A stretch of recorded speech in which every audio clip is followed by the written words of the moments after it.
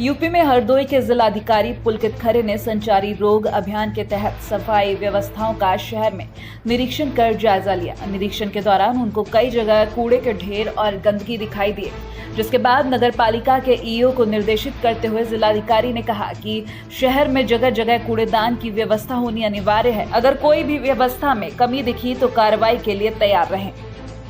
से जो निर्देश मिले हैं कि हर शनिवार और रविवार को एक विशेष अभियान सफाई का, सैनिटाइजेशन का चलेगा, खासकर संचारी रोगों को रोकने के लिए और कोरोना महामारी के दौर में। इसमें आज मेरे द्वारा कोयलबाग कॉलोनी का और अन्य क्षेत्रों का औचक निरीक्षण करा गया। जनपद में हम लोगों ने फायर सर्विसेज विभाग की तरफ से 8 टैंकर और चीनी मिलों की तरफ से 60 टैंकर, कुल 15 टैंकर इन 2 दिनों के लिए व्यवस्था करी है। उन टैंकरों के द्वारा शहर के हर क्षेत्र का सैनिटाइजेशन कराया जाएगा। साथ ही साथ नालियों की सफाई, कूड़े घरों के आसपास की सफाई, इस पर विशेष ध्यान दिया जाएगा। चूने का छिड़काव हो, चाहे एंटी लार्वल स्प्रे हो, फॉगिंग की व्यवस्था जो शाम को कराई जाएगी। कि इस तरह से पूरी मशीनरी को सक्रिय रखते हुए विशेष ध्यान इस बात पर दिया जाएगा कि इन 2 दिनों में है अधिक से अधिक न केवल ये संदेश लोगों के बीच जाए, बल्कि सफाई का असर शहर में दिखने भी लग जाए।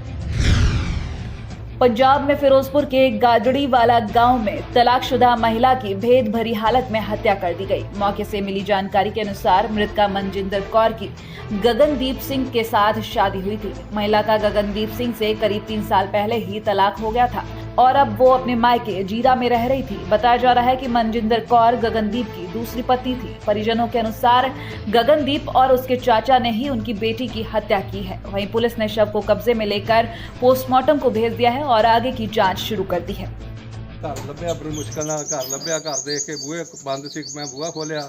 फिर मैं कहा चलो कुड़ी हो गई, घरे वेख लेने जो हुई तो निगाह मारने ने मुंडा आया तो वेख तो निगाह मारना की डर आ।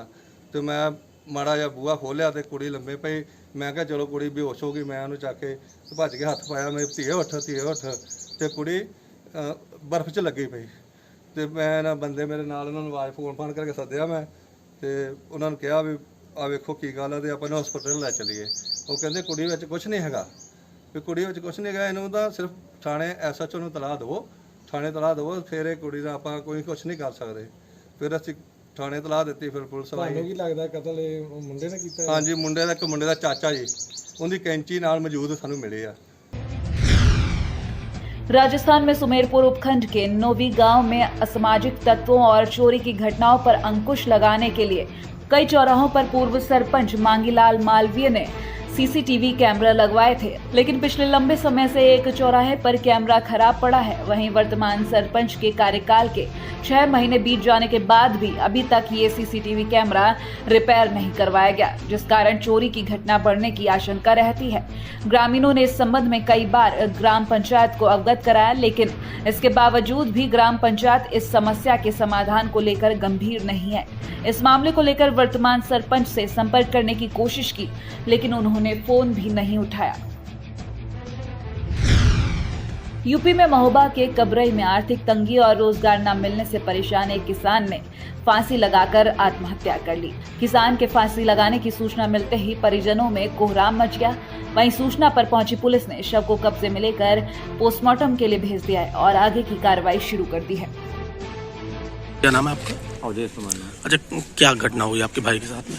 हमारे भाई का जो है धार में तिल बोए था, उसमें तिल जमी नहीं ढंग से, कुछ खाने पीने से मजदूर था, मजदूरी लग नहीं रही थी, इसलिए जो परेशान हो गई हो ये घटना हो गई, फांसी लगा लिया। ये परिवार वाले ये बता रहे हैं कि गरीबी से तंग आकर इसने अपनी आत्महत्या कर ली है और जानकारी की जाएगी, की भी जा रही है। अभी PM की कार्रवाई कर रहे हैं और पंचनामा भर के पोस्टमार्टम कराया जाएगा। बिहार में महामारी को नियंत्रित करने के लिए सरकार ने 16 जुलाई से 31 जुलाई तक संपूर्ण लॉकडाउन जारी कर दिया है, लेकिन स्वास्थ्य विभाग मधुबनी की लचर व्यवस्था पर स्थानीय विधायक ने प्रश्न चिन्ह लगा दिया है।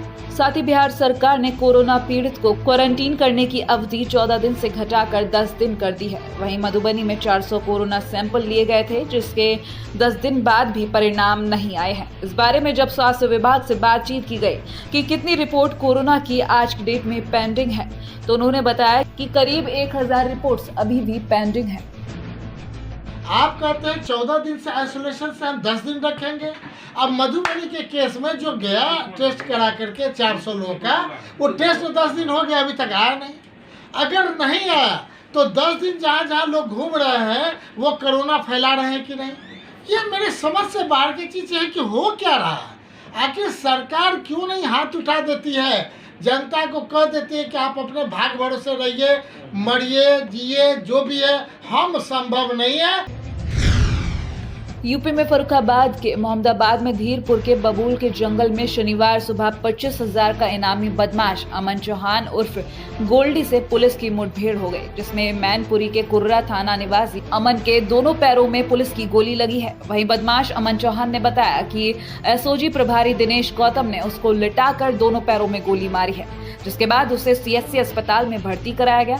आपको बता दें, बदमाश पर कई थानों में लूट समेत अन्य आपराधिक मामले दर्ज हैं। वहीं एसपी डॉक्टर अनिल कुमार मिश्र का दावा है कि शराब कारोबारी के मुनीम से बदमाश ने लूट की घटना को अंजाम दिया था। उन्होंने बताया कि 2 बदमाश शुक्रवार देर रात गिरफ्तार कर लिए गए थे, लेकिन अमन फरार चल रहा था, जिसे शनिवार सुबह मुठभेड़ के बाद गिरफ्तार कर लिया गया है। बहरहाल इस मुठभेड़ को क्या कहा जाए, सच या झूठ, क्योंकि पुलिस और पकड़े गए बदमाश की बातें दोनों ही अलग अलग दिशाओं में जाती नजर आ रही हैं। सामान कहाँ रुके हुए थे, वहाँ से हम चले गए। ठीक है, ये रात में 9 दबे दी तो वहाँ से हम चले गए। फिर मैं जमुनापुर गांव पहुँचे। जमुनापुर गांव में मुझे भुखमरी किस्म दी तो वहाँ मुझे पकड़ा दिया। सबके लोगों के सामने 100 आदमी थे, वहाँ पकड़ के ये लेके आए। जब वहाँ से लेके आए धीरपुर जंगल में, इन्होंने कहा भागो। उसके बाद भागने के बाद क्या लेट के इन्होंने गोली मार दी। ऐसे लेटे थे, इन्होंने 2 गोलियाँ मारी। अभी पकड़ा है 10:30 बजे। ये बहुत शातिर बदमाश है और ये कुर्रा थाना जनपद मैनपुरी से 25,000 रुपये का इनामी भी है। ये वहाँ से फायरिंग करते हुए निकल गया। इसके बाद निकल जाने के बाद रात से ही एसओजी प्रभारी उनकी टीम, इंस्पेक्टर मोहम्मदाबाद उनकी टीम और इसके अलावा जनपद से कुछ और टीमें, लगभग कुल 10 टीमें कॉम्बिंग के लिए लगाई गई। लगातार कॉम्बिंग चलती रही। अब 11 साढ़े 11 बजे के आसपास, अभी कुछ देर के पहले, यहाँ पर झाड़ियों में कॉम्बिंग के दौरान छिपा हुआ वो दिखा। देखते उसने पुलिस पार्टी पर फायरिंग शुरू कर दी। पुलिस ने भी जवाबी फायरिंग की, जिससे कि उसके पैरों में गोली लगी और उसे हॉस्पिटल भेज दिया गया है।